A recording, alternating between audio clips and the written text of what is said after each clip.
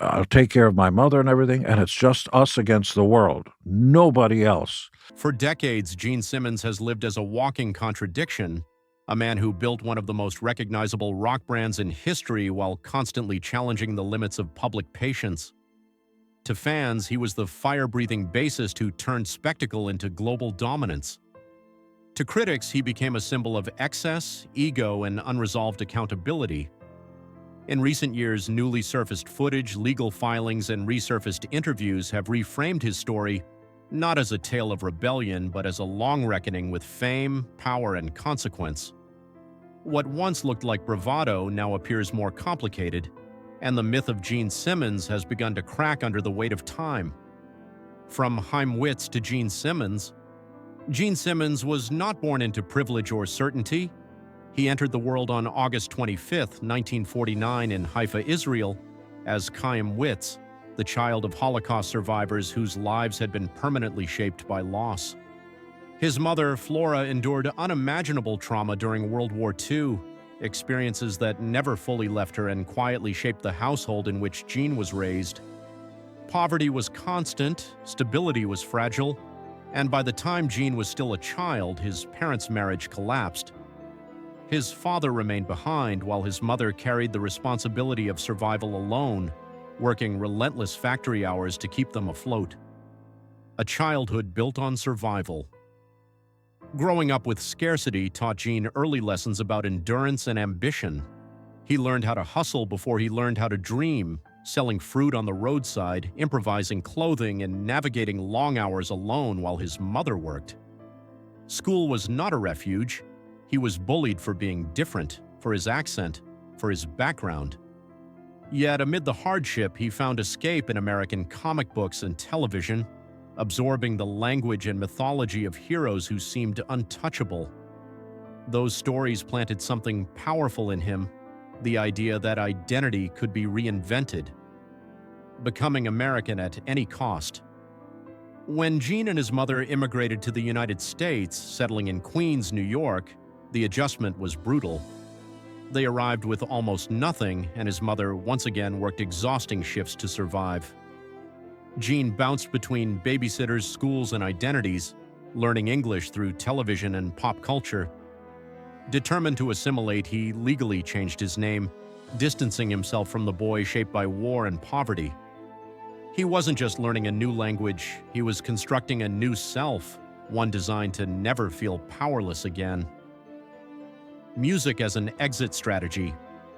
By his teenage years, Gene had become obsessed with music, particularly the wave of British rock acts dominating American television. The Beatles' appearance on The Ed Sullivan Show ignited a belief that music could be both escape and control.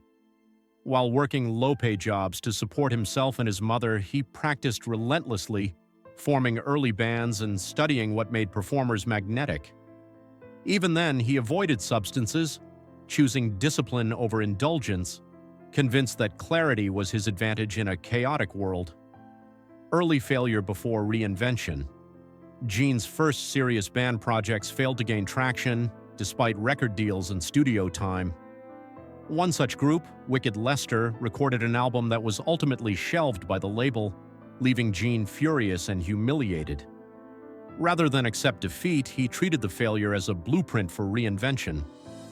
Alongside Paul Stanley, he scrapped everything that hadn't worked and decided that their next attempt would be impossible to ignore. If the music alone couldn't break through, the image would. The birth of Kiss. In 1973, Kiss emerged not as a band, but as a spectacle. With face paint, costumes, fire, and theatrical violence, they transformed concerts into sensory overload. Gene's onstage persona, the Demon, was intentionally provocative, borrowing from horror films and comic book villains. Early shows drew tiny crowds, but those who attended left talking. Word spread through magazines and live performances rather than radio. Kiss didn't chase approval, they chased memorability, and it worked. Touring, branding, and relentless control.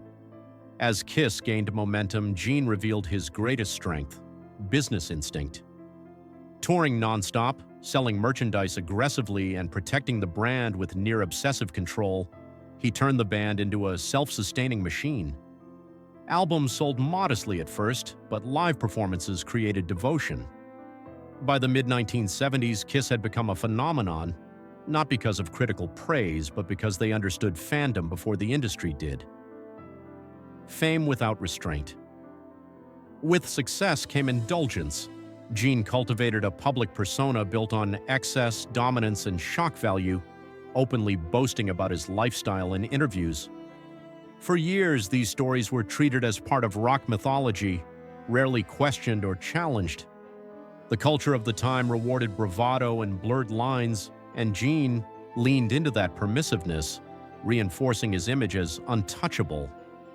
What wasn't discussed then would resurface decades later with far less tolerance. Internal fractures and creative decline. By the late 1970s, Kiss began to fracture internally. Creative disagreements, exhaustion, and lifestyle differences strained relationships. Tours grew larger but less focused, and attempts to chase trends alienated core fans. The band experimented with film, solo albums, and shifting sounds, not all of which landed well. While Gene pushed expansion, others felt the cost of constant spectacle.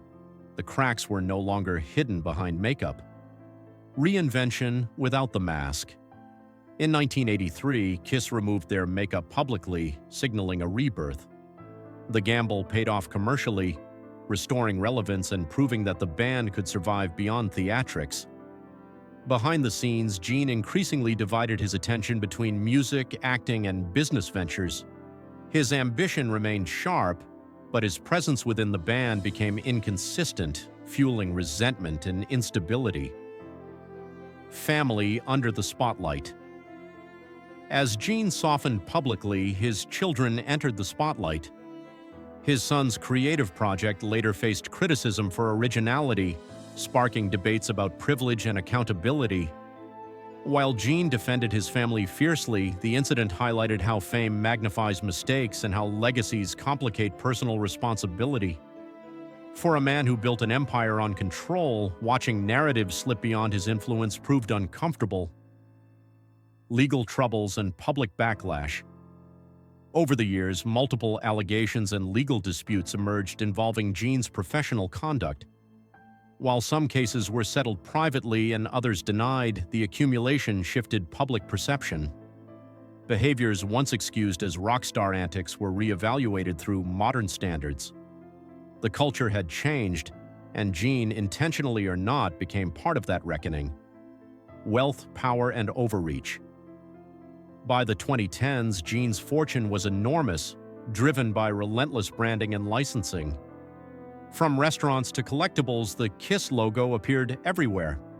Critics argued the commercialization diluted the art, while Gene insisted it was the ultimate expression of success.